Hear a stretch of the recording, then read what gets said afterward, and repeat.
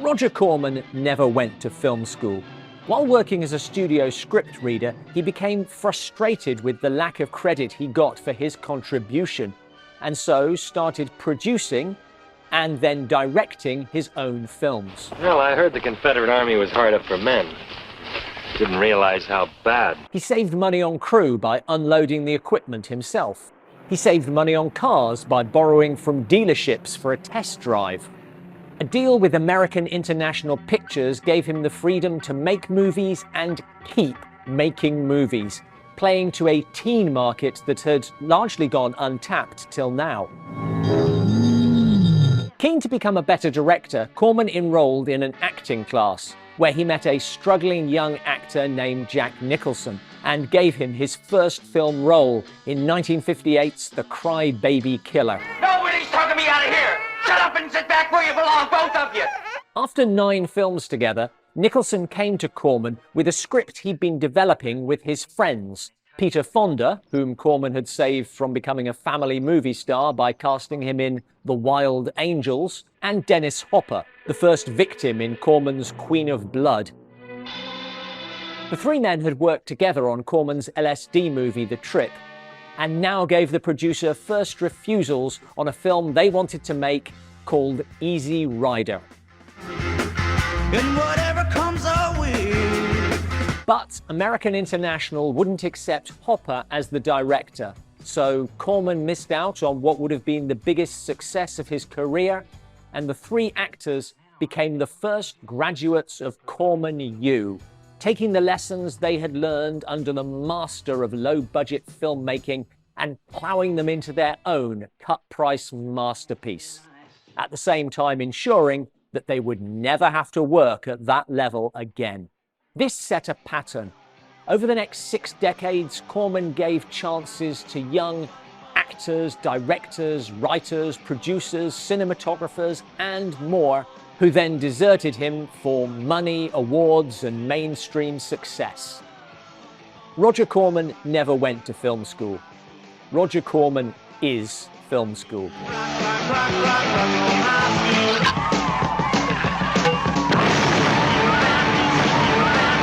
Nicholson, Fonda, and Hopper were not the only actors going through Corman's hands and onto bigger and better things. Robert Vaughn had been a teenage caveman, and Charles Bronson was Machine Gun Kelly 2 years before both starred in The Magnificent Seven. Ready getting your hair mussed, Howard? Huh? Oscar nominee Bruce Dern appeared in many Corman films, including The Wild Angels. All right, everybody! We race up to that end of the canyon! Turn around! Come back! The first one gets Mama Monahan! With his then-wife, Oscar nominee Diane Ladd. Many years later, when their daughter Laura Dern starred in Jurassic Park, Ladd returned to the Corman fold. Well, you might say that. For the hastily produced cash-in Carnosaur.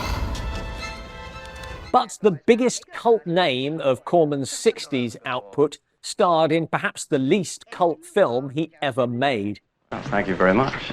The Intruder was an incendiary film about racial integration in schools and starred a pre-Captain Kirk William Shatner in one of his first lead roles, and his most disturbing. I'll tell you something right here and now. It may be hot tonight, but it's going to get hotter for a whole lot of people. This here little town's going to burn. AIP rejected the film, so Corman took out a loan using his own house as collateral. Shot on location in Missouri, the film was under constant threat from locals and law enforcement who threatened to throw the company out of town. Now recognized as a landmark and a minor classic, as well as possibly the best film Corman ever made, it was also a rare financial loss for the producer, and he would never attempt anything similar again. Incidentally, Shatner's soon-to-be first officer preceded his captain into a Corman film by 5 years, with a brief cameo in The Brain Eaters. Ironic that man should obtain his long-sought utopia as a gift, rather than as something earned. This one is yet to achieve classic status. Shatner would work with Corman again post-Star Trek in Big Bad Mama with Angie Dickinson. Allow me to introduce myself. William J. Baxter, Louisville, Kentucky. Wilma McClatchy. But it was The Intruder that gave the nascent actor his first chance to emote in a way that would soon become familiar to millions. I thought this was a democracy, and I thought a democracy was based on the collective will of the people. And is it the collective will of the people that Negroes should be allowed to mix with whites right under the same roof, study with them, eat with them, maybe even sleep with them? Between 1955 and 1970, Corman directed almost 50 films, some of which are pretty awful. Come on, let's get out of here. We can't leave before dark. Police boat will see us. That's a chance we'll have to take. Others of genuine quality. Before this day is out, you will be begging me to kill you. Made with a tight-knit crew that made this extraordinary turnover possible. But The Brain Eaters was not directed by Corman, only produced. From early in his career, Corman was happy to farm out features to other directors, and as early as 1958 was giving unrivaled opportunities to up-and-coming talent. Financed by Corman, Stakeout on Dope Street was the debut feature of Irving Kershner, who would go on to direct The Empire Strikes Back, and of cinematographer Haskell Wexler, who would go on to lens such classics as One Flew Over the Cuckoo's Nest, starring another Corman alum. CormanU then was not just for actors, it was a place where anyone could do anything, provided they were prepared to do everything. As well as acting, Jack Nicholson was one of the 7 people who ended up directing 1963's The Terror. What you see, Lieutenant, are the remains of a noble house. Made with casts, sets, and time left over from The Raven, The Terror is famous for its floating masonry and for being so incomprehensible that the story has to stop for Dick Miller to explain it. The Baron did return that night to find Eric with the Baroness, and he did kill her. But there was a struggle, and in the fight, it was not Eric who died, but the Baron. Nicholson also scripted 2 films for Corman, and at the time was making more money as a scriptwriter than he was as an actor. On the flip side, Robert Towne, who went on to script Chinatown, starring Nicholson, acted in Creature from the Haunted Sea. One little slip and I could be headed for Davy Jones' locker. Later saying, "I didn't really see myself as an actor, and that movie confirmed my suspicions." But Corman also gave him his first screenwriting credit on The Last Woman on Earth, in which he also co-starred. Harold, there's probably enough canned food here to last years. And if we should run out, we can always hold our noses and drive back to town for more. Another of The Terror's directors was Francis Ford Coppola, long before The Godfather brought him into the A-list. He also re-edited Russian film The Sky Calls into Battle Beyond the Sun, assistant directed The Premature Burial, wrote dialogue for The Haunted Palace, and second unit directed The Young Racers, plus a bit of acting. Well, these are men, obviously left the party to talk. Come on, mate. Off the back of which, Corman gave him his first directing gig on Dementia 13. So you sold Roger on an idea of one scene. A woman who goes to a pond, takes off all her clothes, takes a bunch of dolls with string on them and dives in the pool. And when she gets down there, there's a perfectly preserved body of a child. May have been when I wrote it, it was a guy who did it because it was the husband. And I think Roger said, make it a woman and you can make the film. Provided he could shoot it around the Young Racers' schedule using much of the same cast and crew. A similar course was charted by Peter Bogdanovich on The Wild Angels. So I went to the studio, read it. I said, not a very good script, Roger. He says, I know. I've got 14 pages of notes, and I started with the first note, and the writer gave me an hour-and-a-half argument. He said, I'd like you to do a rewrite. There's no money in it. $300, you'll get $300, and no credit. I said, okay, great. Bogdanovich was second assistant director, editor, cinematographer, writer, and actor on The Wild Angels, a film for which Corman staged an orgy in a real church, about which he later admitted there was some unhappiness. 2 years later, Bogdanovich made his directorial debut with Targets, produced by Corman. A tough learning curve? Sure. Taking advantage of people desperately trying to get a toehold in the industry? Probably. But their experience with Corman enabled both Coppola and Bogdanovich to hit the ground running when they started making their own films, with Bogdanovich's The Last Picture Show an instant classic. Oh, quit prison. I don't think you did it right anyway. There was seldom animosity on either side. In Corman's words, if they did well and jumped to big money spots, I wished them well. And when Bogdanovich's star started to wane in the late 70s, following some expensive flops, it was Roger Corman who stepped up to produce his 1979 film, St. Jack. Hey, honey, what are you drinking? Good evening, gentlemen. Hot chocolate. Hot chocolate. In the early 70s, Corman stepped back from direction to run his new production and distribution company, New World. At the same time, the B-movie world, which had afforded him such an ideal playground, started to give way to the drive-in, which afforded an even better one. Jack Ritter's gone and Disney's dead and the screen is filled with sex. Movies didn't stay long at the drive-in, which meant constant demand. Corman's technique was to find a successful subject and then mine the hell out of it.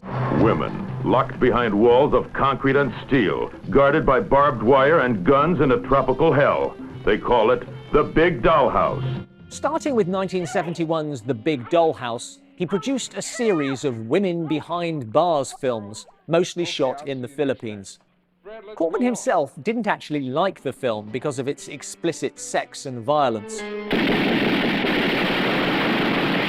But it made $4 million off of its $100,000 budget. And in Corman's own words, when I saw the grosses, I have to admit, my scruples faded away. Green, scared, and pretty.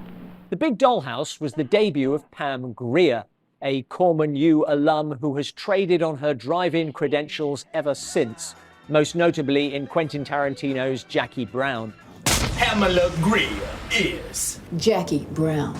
Greer would appear in 6 Corman films, including 1974's The Arena, the 2001 remake of which was also produced by Corman and was the English language debut of Timur Bekmambetov, who would go on to direct Night Watch, Wanted, and Abraham Lincoln Vampire Hunter. It was also on Corman's exploitation treadmill that Jonathan Demme first cut his teeth, first as a publicist, then as a writer, and finally as a director on Paged Heat, forging a partnership with cinematographer Tak Fujimoto that would continue into the mainstream. Over lunch, Corman gave Demme a crash course in his rules of direction. Always look to move the camera. Use as many interesting angles as you can. Go now! And make your villain as fascinating as the hero.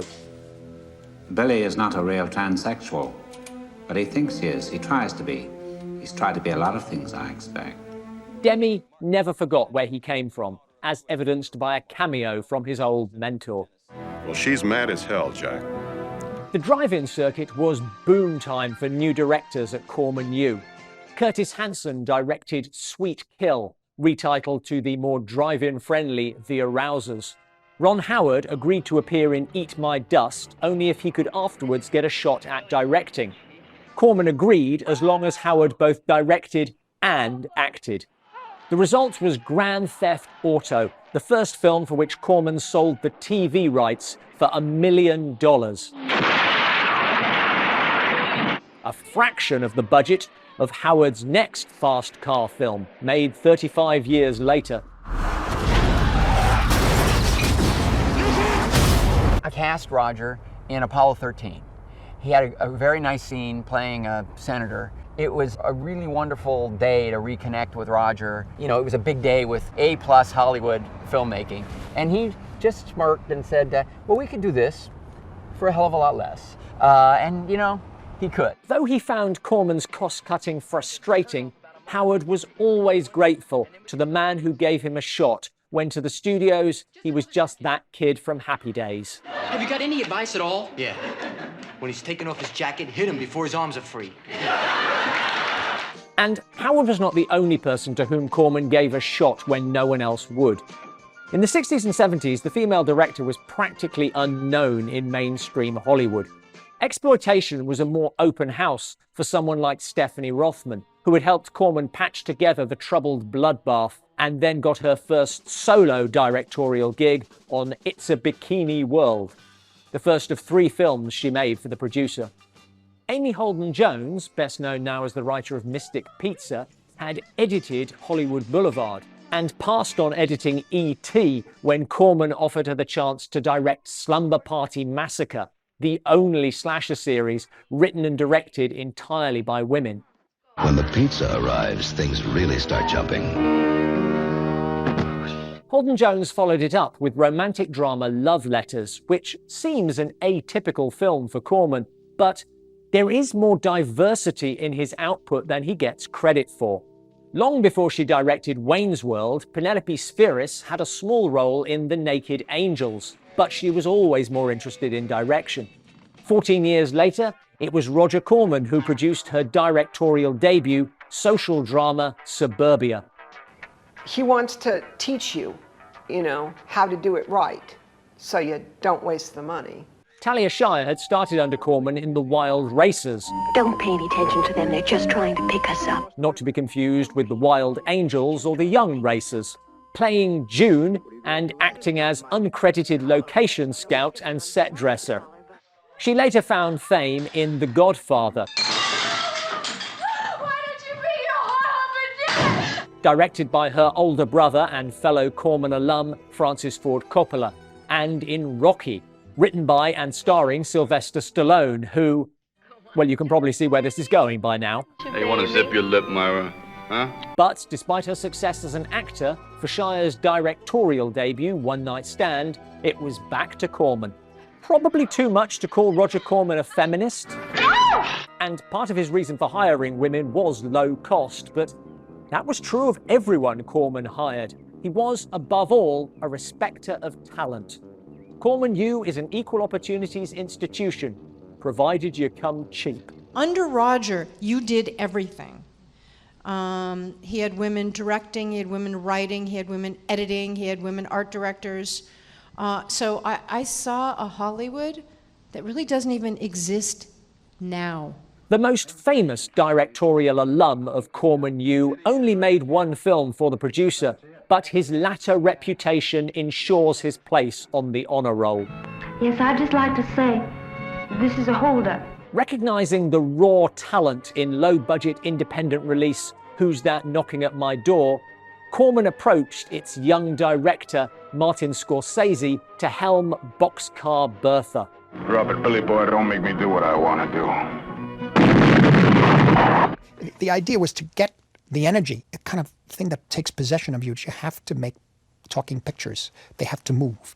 And he just took advantage of that fresh blood, so to speak, and that fresh energy, the enjoyment, the craziness of making a picture in 15 days. The film shows some of the director's nascent trademarks, and working under the tight budget and restricted conditions of a Corman production helped Scorsese going forward with his passion project, Mean Streets, which he did using some of the Corman crew.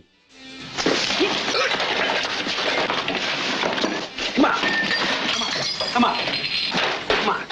Scorsese actually offered Mean Streets to Corman, but the producer was only interested if it could be turned into a blaxploitation film. Incidentally, one of the stars of Mean Streets also took a class at CormanU. Hey, Mom, Mama stole a pie from Mrs. Turner's kitchen. Caged heat. Women who live to kill, now kill to live. The fast turnover on the drive-in circuit made promotion vital. What you are about to see is illegal in 47 states. When 1974's Cockfighter proved a damp squib, Corman retitled it Born to Kill and had the trailer re-edited with footage from other films, which he then added to the finished film, telling director Monty Hellman that it would be dishonest to include it in the trailer if it wasn't in the movie. It begins with shattering earthquakes. The trailer for Tidal Wave, meanwhile, successfully hid the fact that it was a redubbed Japanese film with added scenes of lawn green. Swing with the student teachers. They love to stimulate the student body. I want to ride in that car. They steal a super stocker and tell the world to eat my dust. TNT Jackson, black bombshell with a short fuse. These trailers were created by the team of Joe Dante and Alan R. Kush, who were so good at them that Corman was initially reluctant that they should move into direction. Is this Miracle Pictures? Welcome to Miracle Pictures. Eventually, they got their chance, working as a team on Hollywood Boulevard before Dante found his niche directing Piranha.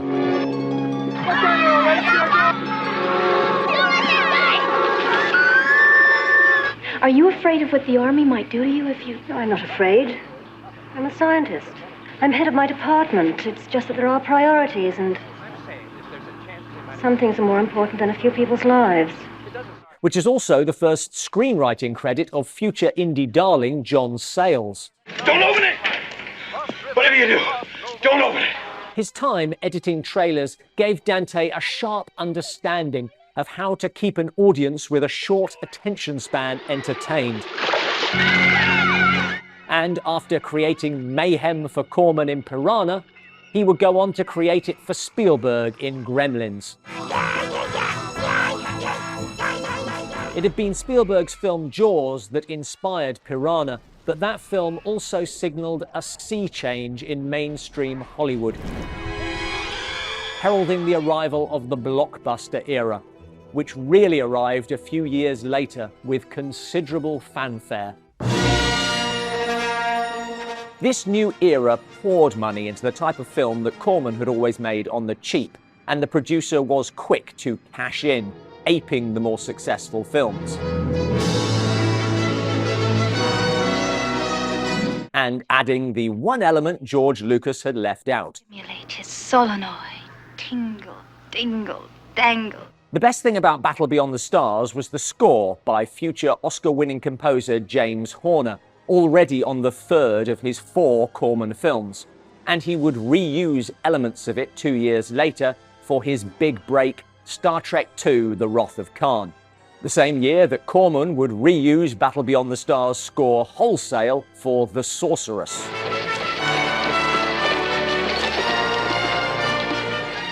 It wasn't easy to create blockbuster effects on a Corman budget, but as always, the producer hired the right people. Dinosaur wrangler, chess set maker, and all-round mad god Phil Tippett worked on Piranha as creature designer, although he can only be called an honorary graduate of CormanU as he made the film between Star Wars installments. Still, he got the full Corman experience, including nappy rash from an ill-fitting wetsuit. Special makeup great Rob Bottin also worked on Piranha, and humanoids from the deep. He's also credited as giant mouse creator on Rock and Roll High School. Okay, go on in. Enjoy the show. All important prep work for the Herculean task of creating John Carpenter's The Thing. Not all Corman effects men went on to major success. The man who created the busty spaceship for Battle Beyond the Stars never made it in special effects, though he did continue in film in his own shy, self-effacing fashion. I'm the king of the world! After a production role on Rock and Roll High School, James Cameron began Battle Beyond the Stars as model builder, but with a little help from Gail Ann Hurd, more on her later, he ended it as production designer. Corman later recalled promoting Cameron 3 times on that one film. Cameron later recalled being fired 3 times, but also rehired. He continued as art director for Corman's alien-inspired Galaxy of Terror, in which one of his subordinates was set dresser Bill Paxton, and the 2 men would work together again on another alien-inspired movie. Now what the fuck are we supposed to do? We're some real pretty shit now, man! You finished? Galaxy of Terror also gave Cameron his first chance to do some second unit direction, on the strength of which he got his first solo directing gig on Piranha 2: The Spawning. More ferocious and infinitely more deadly. Bizarrely, not produced by Corman, who had sold the sequel rights to Piranha. After being fired again, Cameron bounced back with The Terminator, a film that exemplifies how the cult landscape had changed. A story that once would have been considered B-movie trash was now able to be a major hit. Get out. Spawning a franchise that has been disappointing audiences since 2003. Again, Corman was forced to adapt. The straight-to-video market was an ideal home for his blend of sensationalist marketing and fast turnover. But despite the quick production times, the films still had to look good. Kat Shea had acted for Corman before moving into writing and direction, culminating in Streets. I wouldn't have told anybody. How could I? Starring Christina Applegate, the film represents the more artistic end of the Corman product during this era. But the most telling credits are in the camera team. The director of photography was Pheidon Papamichael, who would go on to lens the Oscar-nominated Nebraska, starring Corman alum Bruce Dern. The gaffer was Wally Pfister, and second unit director of photography was Janusz Kaminski, the preferred cinematographers of Christopher Nolan and Steven Spielberg, respectively. In 4 years, the three would rack up 15 Corman credits, more than half of which belonged to Kaminski. It may be hard to see the understated horror of Schindler's List in The Terror Within 2. He is dead. But these films were a proving ground, a place where cameramen could learn their craft. More than that, they were a rite of passage. If you can get through this, if you can stick to the budget, if you can do it on time and still make it look good, then you know your stuff. And this was nothing new. The Wild Angels was the English-language debut of Nestor Almendros, who would go on to win an Oscar for Terrence Malick's Days of Heaven. Incidentally, in 1957, Roger Corman directed 9 films. Excluding shorts and documentaries, that's as many as Terrence Malick has directed in the last 50 years. There's no specific course for producers at CormanU. Most of the films are produced by the man himself, his brother Gene up until the late 70s, when his wife Julie took over. Gene and Julie Corman are the unsung heroes of the Corman team. Corman's definition of a producer is the man who does everything, so production duties were picked up by whoever was around at the time. Of the people we've already mentioned, Jack Nicholson, Francis Ford Coppola, Stephanie Rothman, Jonathan Demme, and Peter Bogdanovich all acted as producers on Corman films. But there are a few people who went on to become producers who did their time under Corman, learning the ropes by doing a bit of everything.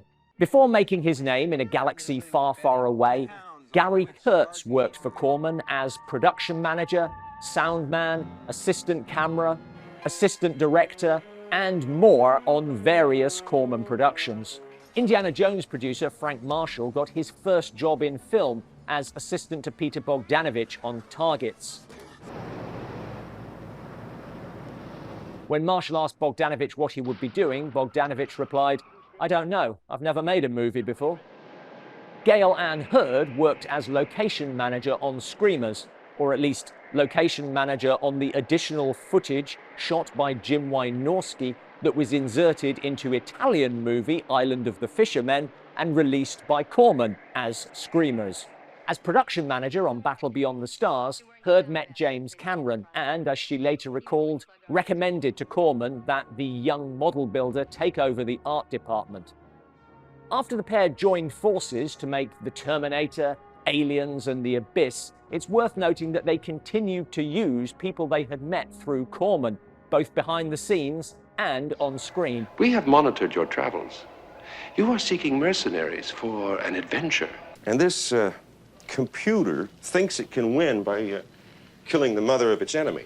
But the producer who seems to have taken the most direct inspiration from Corman is Menahem Golan, the Though he only worked on one Corman film as production manager on The Young Racers, almost getting arrested while trying to secure a floral wreath in the middle of the night, Golan's later career as head of Cannon Films seems like a business model based entirely on Corman's career. What's this jazz? And the run of flops produced by Cannon Films really highlights Corman's achievement and his ability to keep his finger on the pulse of popular culture. From teen flicks and biker films to science fiction and fantasy. Also worth mentioning are what we're calling visiting professors at CormanU. Not even Roger Corman could teach Ingmar Bergman about direction, but about promotion? I asked 4 magnificent, wonderful actresses who are my friends to play the 4 parts. When Bergman couldn't find a US distributor for Cries and Whispers, Corman stepped up and screened art house for the drive-in crowd. He followed it up with films by Fellini, Kurosawa, Herzog, Truffaut, and more, reflecting the preferred tastes of a man who, left to his own devices, would probably never watch one of his own films. All big names have to start somewhere, even one of the 6 most famous sitcom stars in the world. All right, pull yourself together. There's souffle coming. A pre-Friends Lisa Kudrow in one of the 5 films she made with Corman in the early 90s. Most actors start in the low-budget arena, so what makes Corman special? Partly it's the number of greats who have passed through his films.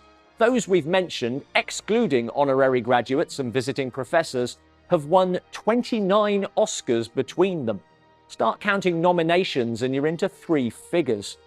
But it's more because, while most stars like to pretend that those early days never happened, graduates of CormanU wear their school colors like a badge of honor. But we went to the University of Corman, and let me tell you something.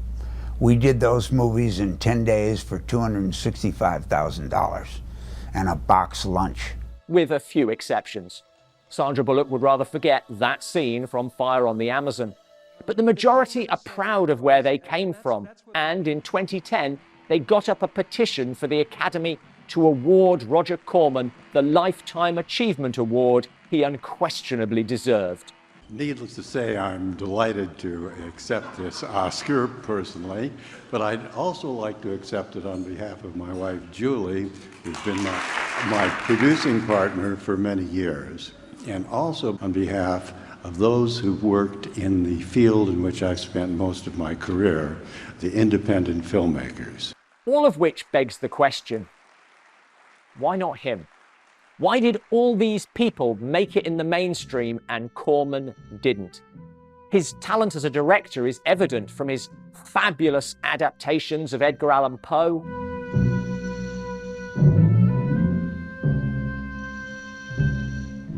to A Little Shop of Horrors, a genuinely entertaining dark comedy shot in 2.5 days. Feed me. You can talk. I got a talking plant. As a producer, his experience was unrivaled, and who wouldn't want to hire someone who so consistently showed a profit? He did get offers. I'm talking about staying alive! Try getting it through your cement head that what Moran's pulled so far, that's for openers. He wants me. And even made a couple of films for the majors, so what stopped him? You see, neurons begin dying off in everyone over the age of 25. And that's when this gas gets them. It causes death from instant old age. Following disagreements with AIP over 1970s gas, Corman and his brother Gene formed their own production and distribution company, New World Pictures. It meant a huge step down in budgets, and the work involved meant that Corman had to essentially quit direction. But it meant independence. Just as quitting his job as a script reader 20 years earlier had meant independence. If you want to understand Roger Corman, it's not about the money, it's all about independence. I think that to succeed in this world, you have to take chances. But I believe the finest films being done today are done by the original, innovative filmmakers who have the courage to take a chance and to gamble. Talking about his experience with the majors, Corman mentions the limitations placed upon what I did.